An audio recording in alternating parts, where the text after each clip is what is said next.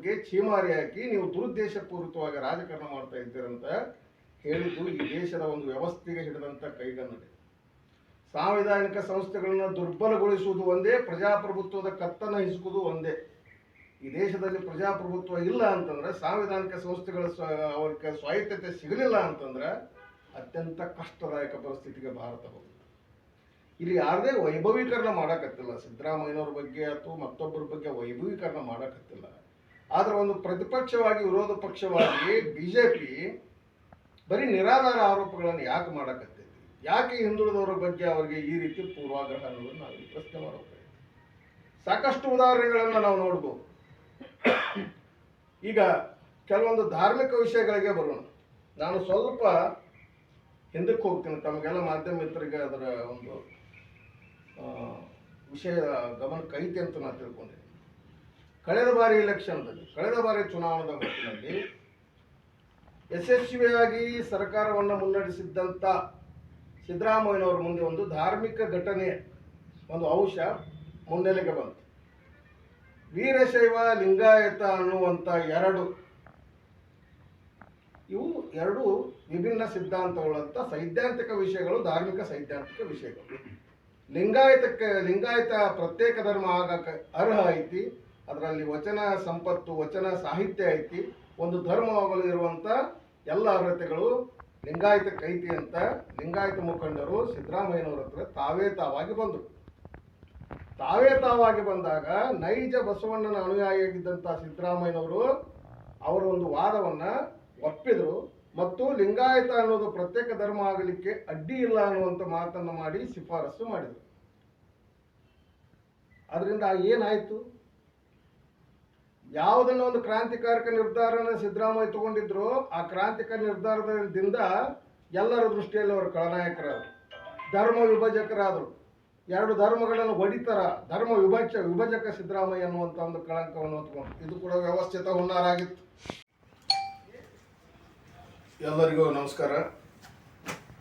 ಈ ಒಂದು ಪತ್ರಿಕಾಗೋಷ್ಠಿಯಲ್ಲಿ ನನ್ನೊಡನೆ ಉಪಸ್ಥಿತರಿರುವಂಥ ಕಾಂಗ್ರೆಸ್ ಪಕ್ಷದ ಎಲ್ಲ ಮುಖಂಡರುಗಳೇ, ನಮ್ಮೆಲ್ಲರ ಆಹ್ವಾನವನ್ನು ಮನ್ನಿಸಿ ರಾಜಕೀಯ ವಿದ್ಯಮಾನಗಳನ್ನು ಕಳೆದ ಹಲವಾರು ದಿವಸಗಳಿಂದ ಗಮನಿಸಕತ್ತಿದಾಗ ಒಂದು ಕನ್ನಡದಲ್ಲಿ ಗಾದೆ ಮಾತು ಬರುತ್ತೆ, ಅನಿಷ್ಟಕ್ಕೆಲ್ಲ ಶನೀಶ್ವರನ ಕಾರಣ ಅಂತ.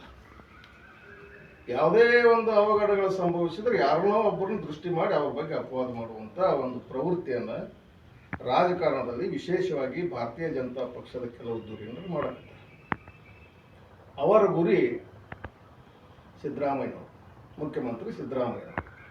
ಅವರನ್ನ ಗುರಿಯಾಗಿಸಿಟ್ಟುಕೊಂಡು ಒಬ್ಬ ಹಿಂದುಳಿದ ವರ್ಗದ ನಾಯಕ ಮುಖ್ಯಮಂತ್ರಿಯಾಗಿ ಬಹುದಿನಗಳ ಕಾಲ ಇದ್ದದ್ದನ್ನು ಅರಗಿಸಿಕೊಳ್ಳಾರ್ದ ಕಪೋಲ ಕಲ್ಪಿತ ಅಪವಾದಗಳನ್ನು ಮಾಡಕತ್ತಾರೆ. ಈ ಎಲ್ಲ ಅಪವಾದಗಳಿಗೆ ನಿನ್ನೆನೇ ಉತ್ತರ ಸಿಕ್ಕೈತಿ. ಈ ಭಾರತೀಯ ಪ್ರಜಾಪ್ರಭುತ್ವ ವ್ಯವಸ್ಥೆಯಲ್ಲಿ ನ್ಯಾಯಾಂಗ ಬಲಿಷ್ಠವಾಗೈತಿ, ನ್ಯಾಯಾಂಗ ಪಾರದರ್ಶಕವಾಗೈತಿ ಅನ್ನೋ ಒಂದು ದೃಷ್ಟಿಯಿಂದ ಸರ್ವೋಚ್ಚ ನ್ಯಾಯಾಲಯದಲ್ಲಿ ಈಗೇನು ಇವರು ಬಿಜೆಪಿಯವರು ಒಂದು ಕಪೋಲ ಕಲ್ಪಿತ ಆರೋಪ ಮಾಡಿದರು, ಮುಡಾ ಹಗರಣದಲ್ಲಿ ಮುಖ್ಯಮಂತ್ರಿಗಳನ್ನು ಸಿಲುಕಿಸಿ ಅವ್ರನ್ನ ಅಧಿಕಾರದಿಂದ ಪದಚ್ಯುತಿಗೊಳಿಸ್ಬೇಕನ್ನುವಂಥ ಒಂದು ಹುನ್ನಾರ ಮಾಡಿದರು. ಸತ್ಯಮೇವ ಜಯತೆ ಅನ್ನುವಂಥ ತತ್ವದಲ್ಲಿ ನಂಬಿಕೆ ಇಟ್ಟಂಥ ಸಿದ್ದರಾಮಯ್ಯನವರಿಗೆ ನ್ಯಾಯಾಲಯದಲ್ಲಿ ಜಯ ಸಿಕ್ತು. ರಾಜಕಾರಣದಲ್ಲಿ ಅತ್ಯಂತ ಪಾರದರ್ಶಕವಾಗಿದ್ದುಕೊಂಡು ಅವರ ಪತ್ನಿ ಯಾರು ಅಂತ ಸಹಿತ ಸಾರ್ವಜನಿಕವಾಗಿ ಅವರೆಂದೂ ಬಂದಿದ್ದಲ್ಲ ಅವರ ಪತ್ನಿಯವರು, ಅಂಥವ್ರನ್ನ ಕೂಡ ರಾಜಕೀಯವಾಗಿ ಬೀದಿಗೆ ತಂದು ನಿಲ್ಲಿಸಿದರು ಬಿಜೆಪಿಯವರು. ನಿರಾಧಾರ ಆರೋಪ. ಆ ನಿರಾಧಾರ ಆರೋಪಗಳಿಗೆ ನಿನ್ನೆ ಉತ್ತರ ಸಿಕ್ತು.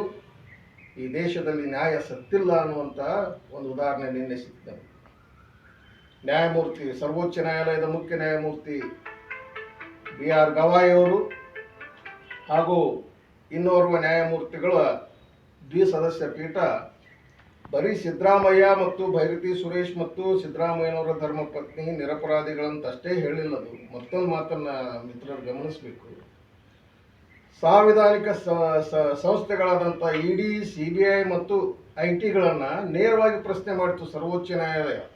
ಮತದಾರರ ಮಧ್ಯದಲ್ಲಿ ಮಾತ್ರ ರಾಜಕಾರಣ ಇರಲಿ, ಸ್ವಾಯತ್ತ ಸಂಸ್ಥೆಗಳು, ನೀವು ಸಾಂವಿಧಾನಿಕ ಸಂಸ್ಥೆಗಳಲ್ಲಿ ರಾಜಕಾರಣ ನುಸುಳಬಾರ್ದು ಅನ್ನುವಂಥ ಉದ್ದೇಶದಿಂದ EDಗೆ ಛೀಮಾರಿ ಹಾಕಿದೆ.